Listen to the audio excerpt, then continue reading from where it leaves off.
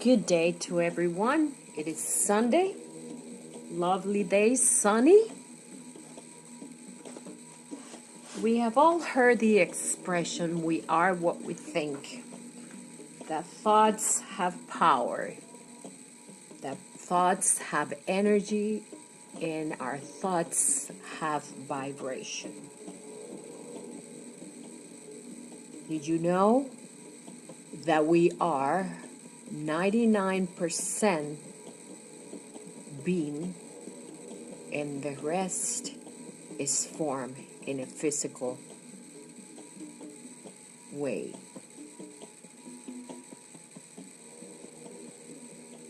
We are spiritual beings of invisible nature.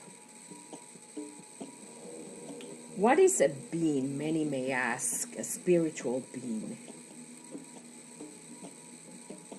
A spiritual being is a higher state of consciousness, a higher state spirit, and a higher state as well of celestial being. Because the universe is pure essence, and so are we. If it is a fact that our existence as human beings is comprised of its non-physical or invisible nature, then everything else is in a physical matter. In a physical matter form, or is invisible but exists within the realms of the universe. Because the body is formed with atom, and so is everything else, knowledge, information, past experiences, and even some of the new creations are all embedded within the fabric of space-time, which in essence are there for us to absorb. Do you believe that it's possible that philosophers such as Plato and Hercules, back in their days in ancient time, were thinking about artificial intelligence, believe it or not? They were thinking about the possibility of using a machine and integrating a body with it. In other words, building a machine and covering it up with human flesh. Now, that is artificial intelligence of the best kind. How is it that we can create, think, and absorb information from the realms of space-time or the universe? And information is there for everyone, if we desire so. But it is all correlated between present and past time. That means that everything is linked. That does not mean that the past is our present, but thus that the information that we're getting began its creation in ancient time, but it wasn't developed in the time when the thoughts originated. Which brings me to the fact of how are thoughts created? Are we connecting the dot to believe that atoms, as they split and still correlate, have in them information that we cannot read, but yet is there for us to absorb because we are made out of atoms. And its information is in space-time and all around us. Isn't it possible that this is how geniuses absorb their information or get it into their mind when they're concentrate and connect to the state of transformation, which determine part of the nature of whom we are in correlation with the universe. In other words, if we can find the gap that exists between us and the universe and break through that and connect to the links that make us one with the universe, then it is possible that we can absorb information like everyone else. There are no distinction between us and other geniuses that figured out how to connect to every information that is out there, that everything is possible, and that information never dies.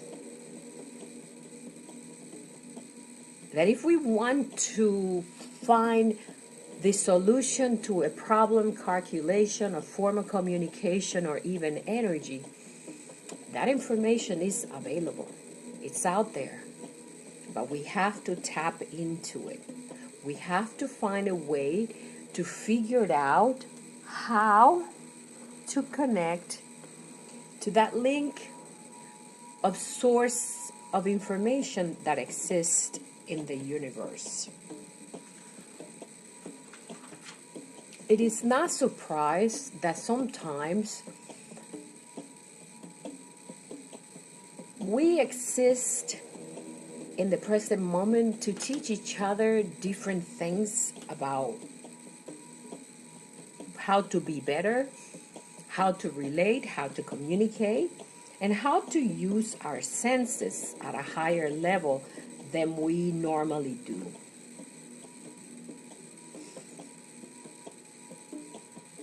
When we use our senses, we are not referring to the physical aspect of the body, of touching or seeing, but rather to the aspect of listening, to the aspect of connecting with our inner self so that we can extend beyond the present time and connect to something higher than we are.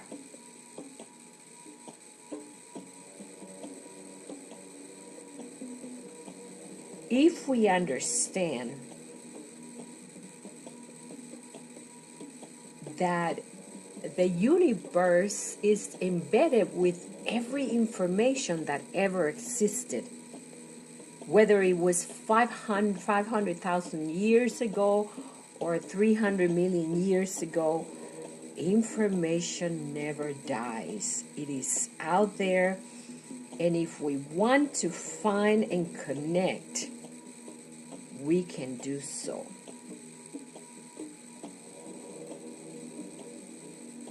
There is no question that true knowledge is part of the connection that we use to find something further than what we know within ourselves in the present. That's something that brings us to the curiosity to try to figure it out. What if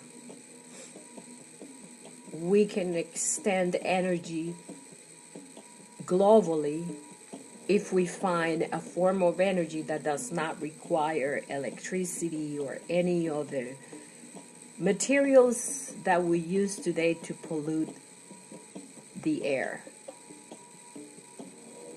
Many are of the belief that it's not possible for us to do certain things But the only impossibility is that which we believe is not possible.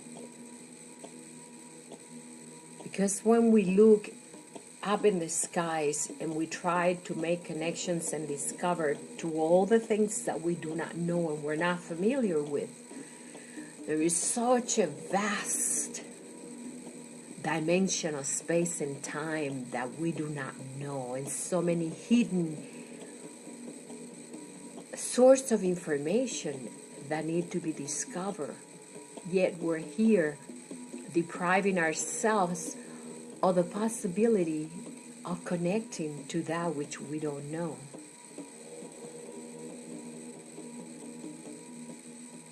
The universe is not a mystery. We are the mystical beings who are still children in the vastness of space-time.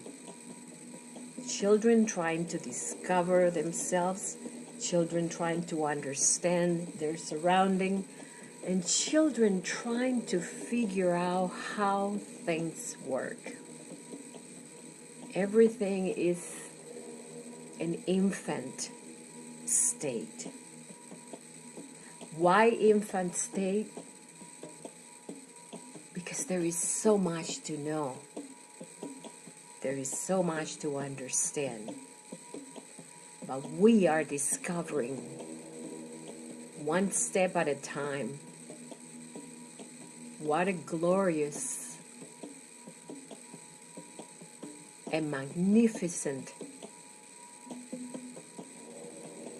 universe we have, and the possibilities of us connecting to something that is greater, powerful, extensive, unlimited, and available to all of those who wish to discover or know any further. But the mystery can cease if we silence for a moment and connect to our inner being, which comes from that very source that seems to be unknown to us, and try to familiarize ourselves with it so that we can, in essence, discover not only ourselves and extend further, but realize that the things that are out there, or the information, is been there all this time waiting for us to discover it.